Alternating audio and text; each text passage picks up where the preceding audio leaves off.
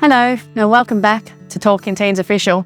I'm Nural, and thank you for joining me and for your listening ears. I really appreciate it. This week, I am dropping just a quick little video that is going to run through 4 things about the biology of a bad attitude with your kids. So, if you feel like you are losing your teen to a cloud of laziness, moodiness, or silence, I just want to take you through 4 reasons and 4 physical triggers that can set this off. I want you to take a deep breath, and I want to reassure you as a parent that you're actually doing everything right, but you just might be missing some of the physical signs that are causing what you're seeing as laziness and a bad attitude or moodiness or silence. So what if I told you that 50% of what we call attitude is actually a biological SOS? The problem is when you start to react to your kids because they are either being silent, shutting down, being moody, the problem we have as parents is that you are managing that behavior. You are reacting to that behavior. You're reacting to your kid yelling at you, raising their voice, rolling their eyes, but you're actually ignoring the engine, which is the physical body of what's going on in the background. So today, we are looking at 4 physical triggers that look like disrespect, but are actually cries for help that you need to start paying attention to as a parent. But before I go any further, I want to invite you all to join my free Skool community. We talk about this kind of stuff a lot in there. The membership is growing. It's an active, supportive, private community for you to get some assistance and just hang out with a bunch of like-minded people. It's really fun. So I'm really looking forward to seeing you all in there.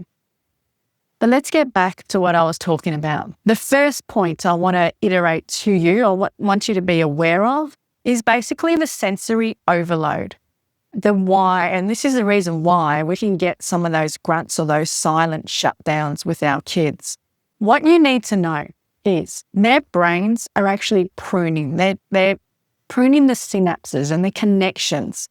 Things that aren't important to them are just continually being snapped off in their brains and those connections. But their sensory gates are wide open.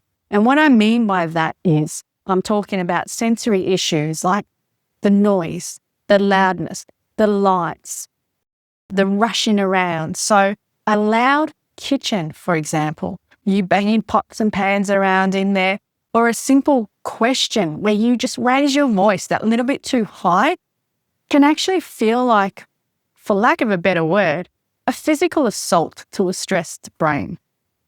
And you've got to keep this in the back of your head because as a teacher, I see it all the time because I feel it too. When we are at school all day, every day, there are conversations going on left, right, and centre. There are bright lights, there's people running, people moving, teachers talking, kids talking, feelings being exasperated, if you like, in classrooms. So quite often, even as a teacher, I would come home and I just need a quiet 10-15 minutes just to sit and relax. Your kids are no different. So if they come home from a loud, busy school environment to a loud or even louder home that is not a peaceful sanctuary for them, then a simple question like, how was your day, can trigger them off, especially if you say it really loudly or abruptly at them. So the actionable tip I want to give you for this one is to lower your volume, lower your pitch, lower and slower is the key. So slow down your words as well, kind of like how I'm doing it now. I've dropped an octave and I'm slowing down my voice. So lowering your voice can actually make them hear you better. Keep that in the back of your mind. The second point is I want to introduce to you a nutritional kind of lag, if you like, and I've faced this with my daughter as well. If their diet or their iron levels in particular, especially with females, are really low, then they can just go into this slow decline in their energy levels, and you can miss it. I missed it with my kid. I'll be the first to tell you that. I had no idea her levels were so low.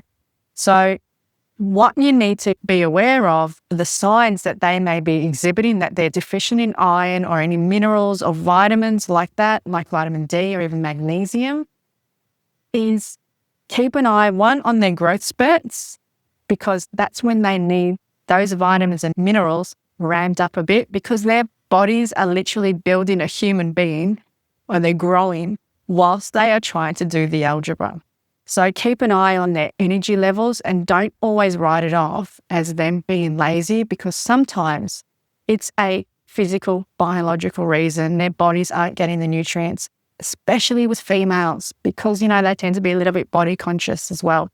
So the tip I'm going to give you here for this one is you can actually take them to the doctors and just get a full blood screen. Just get a blood test done, especially if they're older. Get a full blood screen done. Just check their levels on stuff. Because if they are deficient in something, it might actually explain some of the lethargy or the moodiness, things like that. So that is on the back of one of my popular shorts, and it was, I would check this if I were you, because that day I came home realizing that my daughter's iron levels were almost negligible. I had no idea. The third point I want to talk about today is basically the sleep phase delay. And it's not just staying up late. I want to point out to you that their circadian rhythm, it actually shifts. And it shifts during those teenage years because their brains are developing, their bodies are growing, and yes, they do go to bed later. And at 9 o'clock at night, at 9 p.m, they can get a second wind. And they might even want to suddenly talk to you or do some deep philosophy or do some study all of a sudden at 9, 10 o'clock at night. But they can't find their shoes at 7 a.m. in the morning when they need to be walking out their door, or the top they wore yesterday. They got no friggin' idea. Their brains are just foggy. So you need to actually be able to handle that morning fog without starting a fight. That's the key. And the key is, if they have that 9 p.m. uplift, get them to get their school stuff ready that night for the next morning, so they don't have to go running around looking for their shoes or the top they wore yesterday or their soccer boots or whatever it is. Their brains are actually growing and developing.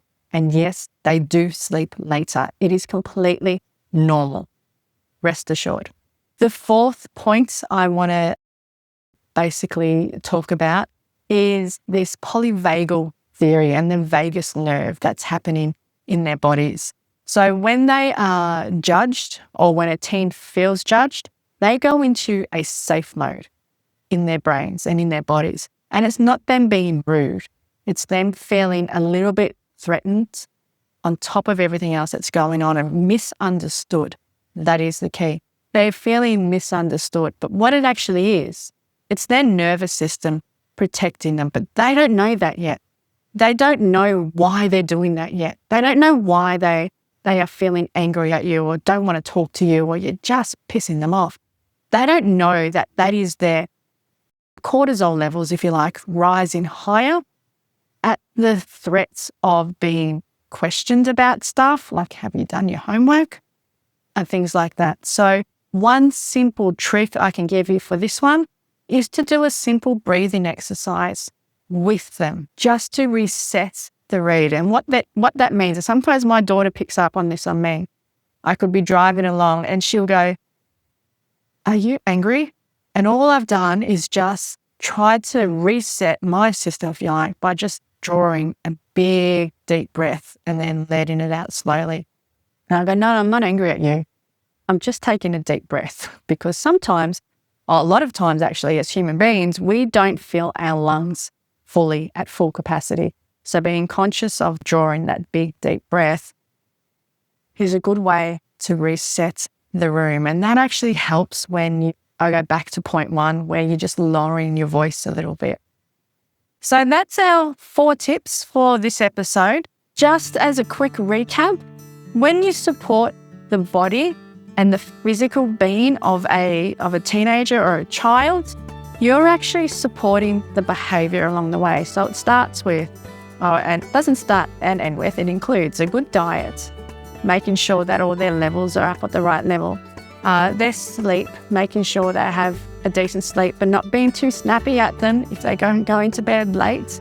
Lowering your voice so they can understand you without feeling panicked. Really good tips for you for that one. Very quickly, which of these physical signs have you noticed in your house this week? Let's keep the conversation going. Let me know in the comments because I'll answer some of those questions in there for you. You are doing a great job as a parent. It is hard, but you don't have to do it alone. And remember, all you need are the support, the strategies, and then the plan. And all of those things are available inside my free Skool community. I will pin the link in the comments of here as well for you to join, or it's in my bio on my channel. It's basically everywhere. It's popping up in ads now as well. The Skool's running ads. Thank you for listening, and I'll see you next time. You're welcome.